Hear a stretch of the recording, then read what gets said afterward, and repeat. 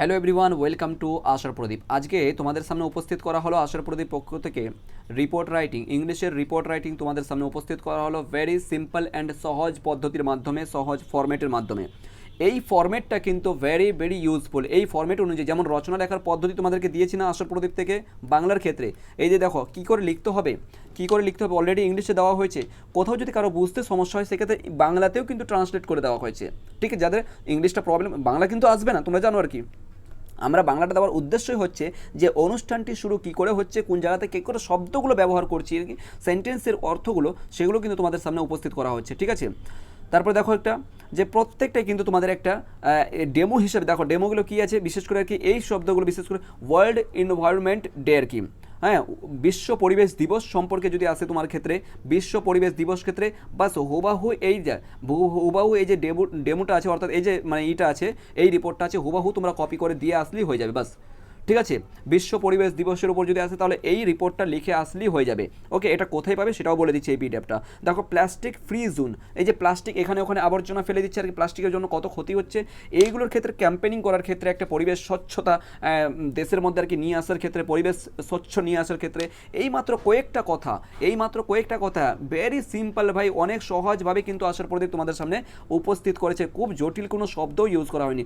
Teachers data most important এই বছরের জন্য রিপোর্ট ক্ষেত্রে। ঠিক আছে, টিচার্স ডে কিন্তু খুব ইম্পর্টেন্ট তোমাদের এই বছরের জন্য। ঠিক আছে, এই টিচার্স ডে কিন্তু আনসার সহ কী করে লিখতে হবে সেটাও কিন্তু তোমাদের সামনে এখানে উল্লেখ করে দেওয়া হয়েছে, বুঝতে পারো। স্কুলের নাম এবিসি হতে পারে, তুমি এটাই দিবে আর কি। ঠিক আছে, অবভিয়াসলি এটাই দিতে হবে। তারপর সেভ ড্রাইভ সেভ লাইফের ক্ষেত্রেও ক্যাম্পেনিং, ঠিক আছে, খুব ইম্পর্টেন্ট। ঠিক আছে, সেভ লাইফ সেভ ড্রাইভ খুব ইম্পর্টেন্ট। ঠিক আছে, এটাও ক্ষেত্রে তোমরা দেখবে খুব ইম্পর্টেন্ট আছে প্রত্যেকটাই কিন্তু তোমাদেরকে। তারপরে কি আছে, education of girl campaigning, education মানে মেয়েদের শিক্ষার ক্ষেত্রে, মেয়েদের মানে মেয়েদের ক্ষেত্রে, মেয়েদের যে মহিলা বাচ্চাগুলো, মেয়েদের যে শিক্ষা সেটার দিয়ে ওদের অগ্রগতি বাড়ানোর ক্ষেত্রে, সেই সমস্ত বিষয়গুলোর ক্ষেত্রে কিন্তু তোমাদের যদি এর উপর যদি রিপোর্ট আছে, তুমি সহজে কিন্তু এইটাকে কপি করে তুমি লিখে আসতে পারবে। ঠিক আছে, যেমন ওয়ার্ল্ড এনভায়রনমেন্ট ডে ইতিপূর্বে বলেছি আর কি, দুবার কপি হয়েছে, সরি। তাহলে এই ক্ষেত্রে তুমি এইটুকু লিখলেই বাস হয়ে যাবে। বলো এইটুকু লিখতে পারবে না, এইটুকু লিখতে পারবে না, বলো অবভিয়াসলি লিখতে পারবে। এই পিডিএফটা তুমি পেয়ে যাবে। এই দেখো ওয়ার্ল্ড ওয়াটার ডে সেলিব্রেশন, বিশ্ব জল দিবস যেটাকে আর উদযাপন করা হয়, বিশ্ব জল দিবস এর উপর আসতে পারে। ঠিক আছে, তারপর নেতাজিস বার্থডে সেলিব্রেশন, ঠিক আছে, ব্লাড ডোনেশন, অথবা দেখো কত সুন্দর একই কথা ভাই, ব্লাড ডোনেশন আসতে পারে, অথবা নেতাজি সুভাষচন্দ্র বোসের যে বার্থডে সেটার উপর আসতে পারে। এইটাকে ফলো করে, এই যে বার্থডে আছে না, এটার উপর ফলো করে রবীন্দ্রনাথের উপর যদি আসে তাহলে সেক্ষেত্রে তুমি লিখতে পারো। ঠিক আছে, তুমি উইলিয়াম শেক্সপিয়ারের যদি উপরে আসে তাহলে সেক্ষেত্রে তুমি এটাকেই ফলো করতে পারো। জাস্ট এই কথাগুলো জাস্ট নেতাজি সুভাষচন্দ্রের জায়গাতে ওর নামটা লাগিয়ে দিলেই, আরও দু চারটা কথা, দুই একটা লাইন অ্যাড অন করলেই বাস যথেষ্ট। ঠিক আছে, প্রত্যেকের ক্ষেত্রে কিন্তু খুব সহজ। ট্যাগর ইউনিভার্সারি সেলিব্রেশন, ট্যাগর রবীন্দ্রনাথ ঠাকুরের, ঠিক আছে, যে আছে আর কি ওনার যে ইউনিভার্সিটি তোমার বাৎসরিক যে উদযাপন সেটার ক্ষেত্রে আছে, গান্ধী জয়ন্তীর ক্ষেত্রে আছে। বলো কতগুলো চাই বলো, প্রত্যেকটা ডেমো আছে, জাস্ট খালি একবার দুবার করে দেখে যাবে, আর কিছু লাগবে না। এই পিডিএফটা পাবে, এবার বলে দিচ্ছি প্রত্যেকটা কিন্তু তোমাদের ডেমো হিসাবে তোমাদেরকে উল্লেখ করা দেওয়া হয়েছে।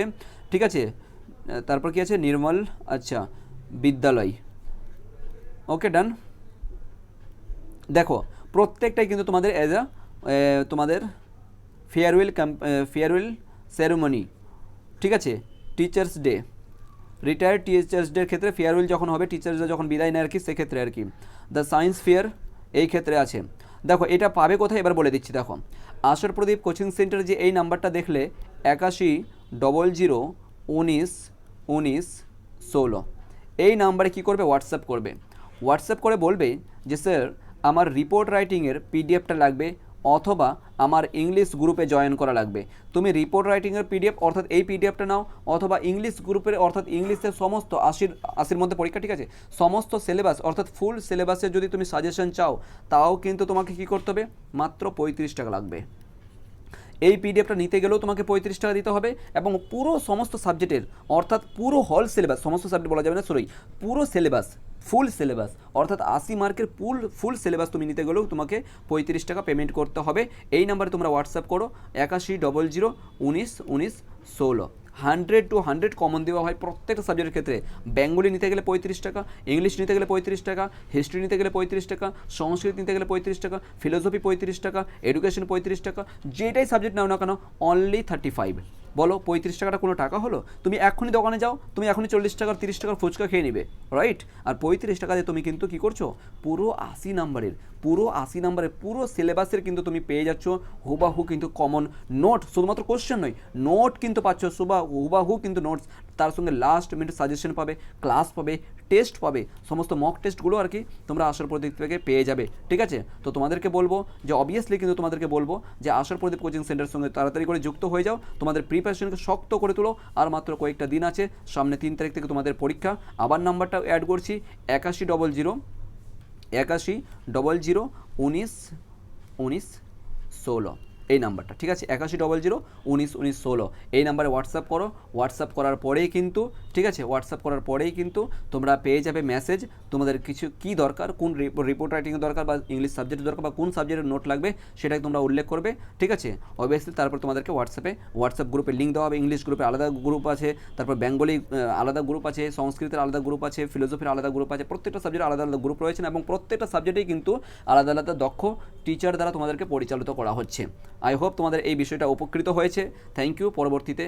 পরবর্তী ক্লাসে কোনো কথা হবে। Thank you so much.